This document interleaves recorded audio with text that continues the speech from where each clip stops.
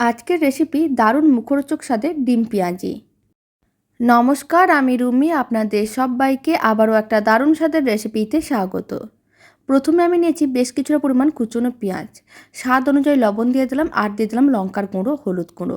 এবার আমি এর মধ্যে দিয়ে দিচ্ছি আদা রসুন বাটা, আর দিয়ে দিচ্ছি একটা ডিম। তারপর সমস্ত উপকরণগুলো একসঙ্গে খুব ভালো করে মিশিয়ে নিতে হবে।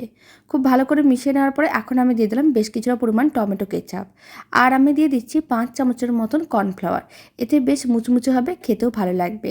আর 1 চিমটের মতন বেকিং পাউডার দিয়ে দিলাম। সমস্ত কিছু আবারও খুব ভালো করে মিশিয়ে নিতে হবে।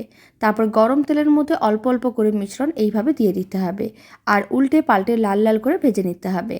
দেখতে যেমন ভালো হয়, খেতেও বেশ ভালো হয়। আশা করি আপনাদের রেসিপিটা খুবই ভালো লাগবে। বাড়িতে বানালে কমেন্ট বক্সে জানাতে একেবারেই ভুলবেন না খেয়ে আপনাদের কেমন লাগলো। সমস্ত ডিম পেঁয়াজিগুলো একেবারেই রেডি।